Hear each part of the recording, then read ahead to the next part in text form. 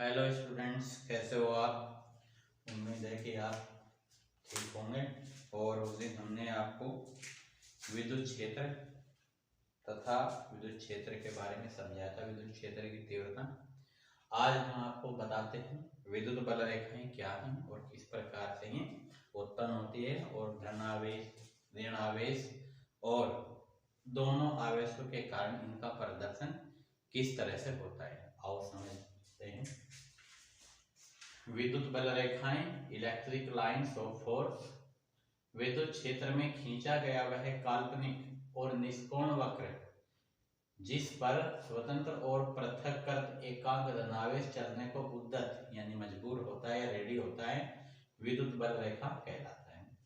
विद्युत बल रेखा के किसी भी बिंदु पर खींची गई स्पर्श रेखा उस बिंदु पर विद्युत क्षेत्र की दिशा को प्रदर्शित करती है। यानी इसका मतलब हमें ये पता है बच्चों कि विद्युत क्षेत्र में किस तरीके से कोई वक्र काम करता है, किस तरीके से उसका रास्ता गुजरता है, उस रेखा को हम विद्युत बल रेखा बोलते हैं। और किस तरीके से वो एकांक धनावेश या एकांक ऋणावेश या दोनों आवेशों के कारण वो चलता है, तो उनके प्रदर्शन को जब हम एक कागज पर या एक ग्राफ पर दिखाते हैं तो उनका प्रदर्शन विद्युत बल रेखा कहलाता है।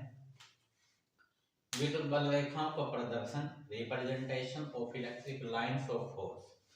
धन आवेश वाले गोले से विद्युत क्षेत्र में उत्पन्न विद्युत बल रेखाएं इस चित्र में दिखाई गई हैं। यहाँ देखते हैं बच्चों कि धन आवेश वाले गोले से विद्युत बल रेखाएं उसके केंद्र से बाहर सभी दिशाओं में सममित रूप से गुजरती, और ऋण आवेश वाले गोले से विद्युत क्षेत्र में उत्पन्न बल रेखाएं बाहर से उसके केंद्र की तरफ सभी दिशाओं से आती हैं। ऐसे ही धनावेश में उसके केंद्र से बाहर की तरफ सभी दिशाओं में जाती है। मान लीजिए बीच में हमने ब्लैंक रेखा छोड़ दे तो इसका मतलब ये नहीं कि यहाँ पर नहीं गुजर रही है, ऐसे गुजरती है विद्युत बल रेखा, ये जाएगी फिर ये जाएगी, बहुत सारी अनंत विद्युत बल रेखाएं इसके केंद्र से बाहर की ओर सभी दिशाओं में गुजरती हैं। तो इस तरीके से एकांक धन आवेश का जो प्रदर्शन है विद्युत बल रेखाओं का, वो इसके केंद्र से बाहर की तरफ होता है। इसी तरीके से ऋण आवेश वाले गोले से उत्पन्न विद्युत बल रेखाएं किस तरीके से आते हैं, जैसे बाहर से इसके सेंटर की ओर आना है उनको, तो इस तरीके से आएंगी, सभी दिशाओं से उसके केंद्र की तरफ वो जाएंगी। तो इस चित्र से आप ये बच्चों समझ गए होंगे कि एकांक धन आवेश और एकांक ऋण आवेश से विद्युत बल रेखाओं का प्रदर्शन उसके केंद्र की ओर ऋण आवेश के लिए और उसके केंद्र से बाहर धनावेश के लिए होता है, और उनका प्रदर्शन आप इस चित्र में देखकर समझ गए होंगे। अब हम नंबर 3 पर समझते हैं कि परस्पर निकट स्थित दो बराबर तथा विपरीत प्रकृति वाले आवेशों से उत्पन्न विद्युत बल क्षेत्र में विद्युत बल रेखाएं खींची गई हैं।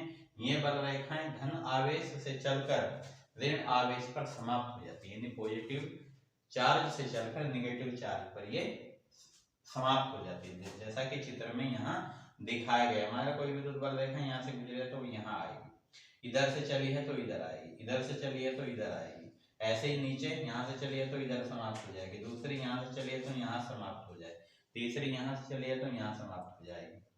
तो अगर हमारे पास आपस में निकट स्थित दो बराबर लेकिन विपरीत प्रकृति वाले दो आवेश हैं तो उनसे उत्पन्न विद्युत बल रेखाएं इस प्रकार से हम दिखा सकते हैं, इस प्रकार से उनका प्रदर्शन कर सकते हैं। तो उम्मीद है बच्चों विद्युत बल रेखाओं का प्रदर्शन एकांक आवेश धनात्मक से और एकांक आवेश ऋणात्मक से, और दोनों आवेश अगर हम इकट्ठे रख देते हैं कुछ दूरी पर तो उनसे किस प्रकार विद्युत बल रेखाओं का प्रदर्शन होता है, तो ये आप समझ गए होंगे। अगर इसमें आपको समझने में कोई परेशानी है तो आप हमारे चैनल पर कमेंट करके लिख सकते हैं।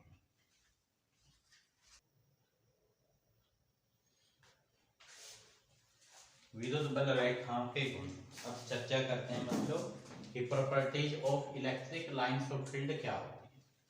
जैसा कि हमने आपको 3 चित्रों के माध्यम से समझाया था कि विद्युत बल रेखाएं क्या हैं, अब आइए उनकी चर्चा करते हैं कि इनकी प्रॉपर्टीज क्या क्या हैं। देखते हैं सबसे पहली प्रॉपर्टीज, विद्युत बल रेखाएं धन आवेश से प्रारंभ होकर ऋण आवेश पर समाप्त हो जाती है। ये जो घटना होती है ये कब होती है, जब दो आवेश विपरीत प्रकृति के एक दूसरे से कुछ दूरी पर, अल्प दूरी पर रखे हुए। when two charges of different nature are situated at minimum distance, lowest distance, then the electric lines of force are as shown in figure C, जैसा कि हम चित्र C में दिखाया गया है। तो धन आवेश से प्रारंभ होकर वो ऋण आवेश की तरफ समाप्त हो जाते हैं। दूसरी प्रॉपर्टी, आवेश मुक्त क्षेत्र में अगर कहीं पर आवेश नहीं है वहां विद्युत बल रेखाएं ऐसे सतत वक्र के रूप में होती है जो कहीं पर भी नहीं टूटती है। ठीक है ना, सतत वक्र ये होता है, देखो इसको बोलते हैं कंटिन्यूअस कर्व। ठीक है ना, तो फिर ऐसा चित्र आता है वहां। ये जो सेकंड प्रॉपर्टी है इस चित्र को शो करती है।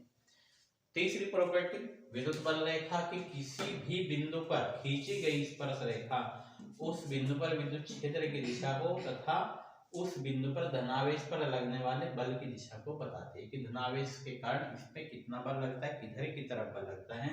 तो ये तीसरी प्रॉपर्टी उस बात को बताती है कि विद्युत क्षेत्र की जो दिशा है वो कहाँ होगी और फोर्स जो है वो किस दिशा में लगेगा। मान लीजिए सपोज कीजिए हम इस बिंदु की चर्चा करते हैं, तो विद्युत क्षेत्र की जो दिशा होगी वो इस तरफ होगी और बल जो होगा धन आवेश यानी पॉजिटिव चार्ज के कारण इस बिंदु पर लगने वाले बल की दिशा ये होगी। तो इधर से इधर की तरफ ये बल लगेगा। तो ये बात तीसरी प्रॉपर्टी में बताई गई है।